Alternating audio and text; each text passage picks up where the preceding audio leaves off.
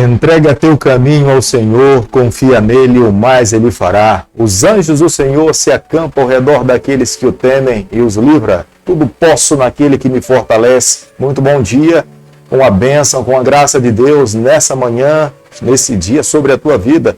Queremos iniciar um dia na presença, na companhia do nosso Deus. Sabemos que quando vivemos um dia sem ter Deus ao nosso lado, nós caímos, fracassamos, erramos.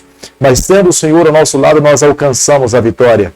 Por isso que não podemos deixar de nenhum dia da nossa vida buscarmos ao Senhor, abrirmos o nosso coração e deixarmos que a sua palavra fale, molde e nos guie em toda a nossa trajetória. Todos os dias nesse canal nós estudamos um capítulo da palavra do Senhor e nessa manhã eu convido você a ter nas mãos a palavra de Deus no livro de Lamentações, capítulo 4, o versículo 1. Como se escureceu o ouro, como se mudou o ouro refinado, como estão espalhadas as pedras do santuário pelas esquinas de todas as ruas.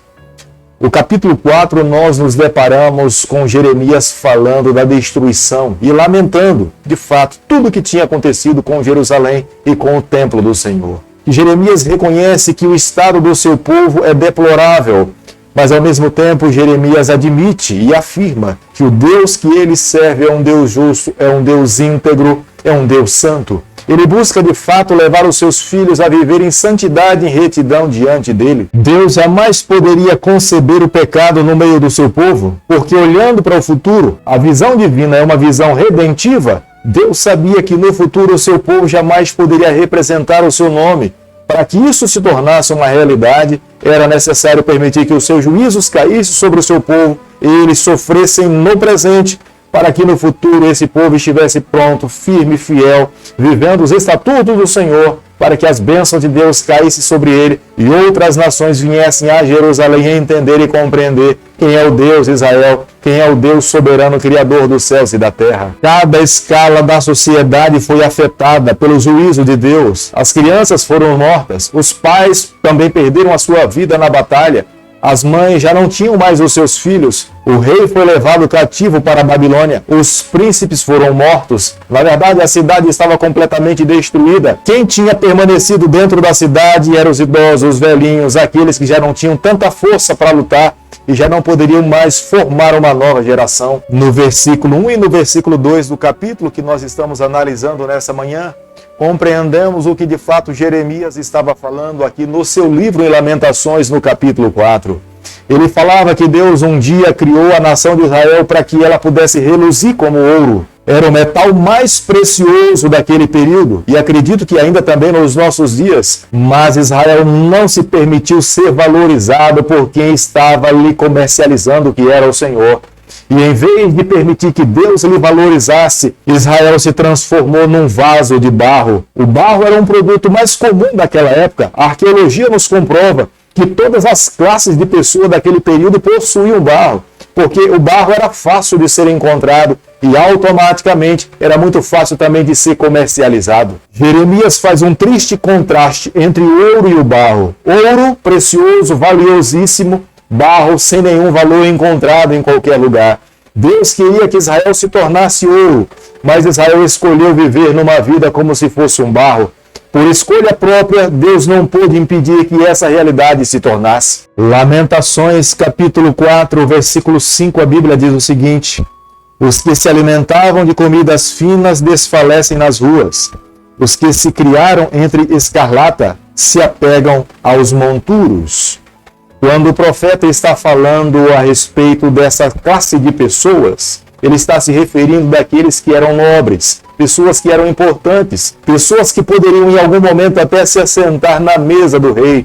Mas nesse momento, por não ter a nobreza dentro da cidade, por terem sido levados por Nabucodonosor para a Babilônia, agora o que de fato sobrava dentro de Jerusalém eram as pessoas mais humildes e pobres, e faltava alimento, e faltava de fato tudo dentro da sociedade, dentro de Jerusalém.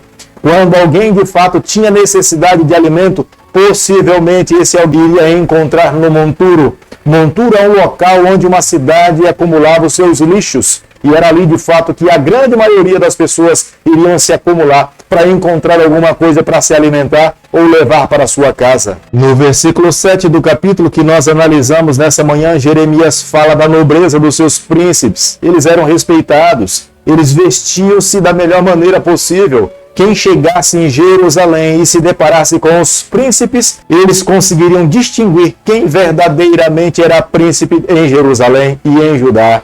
Mas na condição pela qual eles se encontravam agora, todos estavam no mesmo nível. Nesse momento agora não havia a menor possibilidade de haver distinção entre os príncipes e os plebeus. As próprias mães que eram responsáveis para cuidar dos seus filhos, todos os filhos nasceram do seu próprio ventre. No momento do cerco, que foi tão difícil, cerca de 2 anos e meio, a fome foi extremamente cruel com todo judeu. Nesse momento de escassez, de falta de água, de falta de alimento, muitas mães, para não morrer de fome, tiveram que matar os seus próprios filhos para que pudessem se alimentar. Como nós observamos no versículo 12 do capítulo que nós estamos estudando nessa manhã, os judeus, os israelitas, eles se firmaram na crença de que Jerusalém seria indestrutível.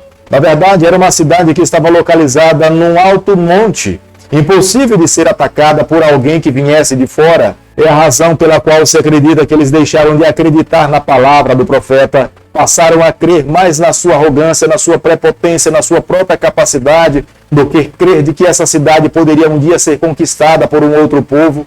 Mas tudo isso foi destruído porque eles deixaram de crer em Deus. Por mais forte que seja uma cidade, quando ela menospreza ou dá as costas para o Senhor, essa cidade se torna vulnerável, ela pode cair, ela pode ser destruída. Nos ensina hoje, por mais capaz, por mais inteligente, por mais sábio que seja alguém, quando nós menosprezamos seguir ao Senhor, nós nos tornamos vulneráveis. Nós, na verdade, abrimos as portas, as guardas do nosso coração, para que o adversário possa entrar e atacar a nossa vida. Os sacerdotes e os profetas e os levitas que tinham a responsabilidade de orientar, ensinar, abrir a palavra de Deus e mostrar o caminho pelo qual deveria ser seguido, eles se omitiram, eles não cumpriram o seu papel, eles deixaram de pregar, eles deixaram de levantar a palavra de Deus diante das pessoas. Diante dessa negligência é o que de fato agora se dava com o povo no cativeiro. Nesse momento, os líderes e muitos profetas falsos acabaram perdendo a sua vida no momento da conquista da cidade por Babilônia. No versículo 20, nós observamos o profeta Jeremias fazendo menção ao rei Zedequias, ungido do Senhor, homem de Deus, chamado para liderar, para governar o povo do Senhor. Mas Zedequias deixou de firmar-se no que Deus estava dizendo.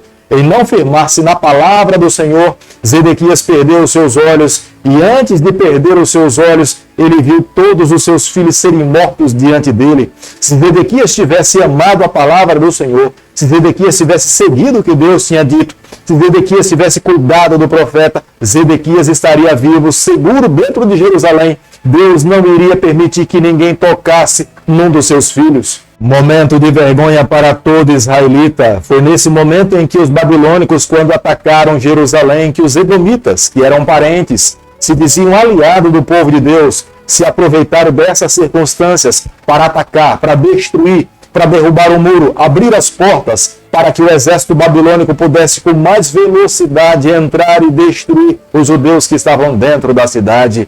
Nesse momento agora, era o momento para lamentar, chorar, olhar para trás e reconhecer que andar longe do Senhor não valia a pena. Mas olhando para o futuro, Deus fazia promessas para o seu povo, de restabelecer esse povo, reformar a aliança e dar mais uma vez um ato de graça, misericórdia, compaixão, para que o seu povo pudesse representar o seu nome nessa terra. Quando uma pessoa desvaloriza o Senhor, não é o Senhor que é prejudicado, somos nós mesmos. É a própria pessoa que desvaloriza o Senhor que acaba perdendo. Quando alguém não reconhece Deus como sendo Deus, Deus não é afetado, mas somos nós que somos destruídos, somos nós que perdemos. É por isso que na nossa caminhada nós jamais deveríamos nenhum dia deixarmos de nos voltarmos para Deus, abrirmos o nosso coração e mantermos uma comunhão constante com Ele. Aqueles que andam ao lado do Senhor jamais serão desamparados, nem ele, nem a sua descendência. A palavra de Deus nos afirma isso. E quando nós olhamos para a palavra do Senhor, nós podemos observar que Deus cumpriu as suas promessas para todos aqueles que lhe honraram. Mas não podemos nos esquecer, Deus é intolerante para com o pecado. Quando alguém se alia com o pecado, esse, na verdade, está dando as costas para o Senhor. Pode esperar em algum momento o juízo de Deus irão cair sobre a sua vida. Ele irá fracassar, ele irá cair.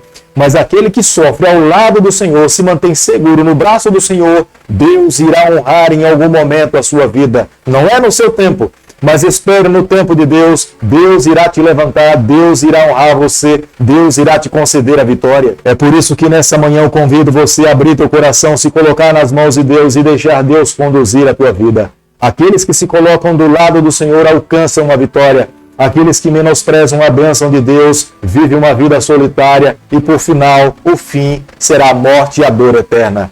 Querido Pai, em Tuas mãos, nessa manhã, nós renovamos o nosso compromisso de andarmos ao Teu lado, de vivermos para Ti, de sermos filhos fiéis do Senhor. Por favor, nos toma nos Teus braços, perdoa os nossos pecados, nos dê a graça de vivermos contigo eternamente. É o nosso pedido e a nossa oração, e nós fazemos em nome de Jesus. Que o Senhor te abençoe e te guarde. Que Ele faça resplandecer o teu rosto sobre você. Que Ele tenha misericórdia de você. E sobre você nessa manhã Ele levante seu rosto e conceda a sua paz em nome de Jesus. Amém.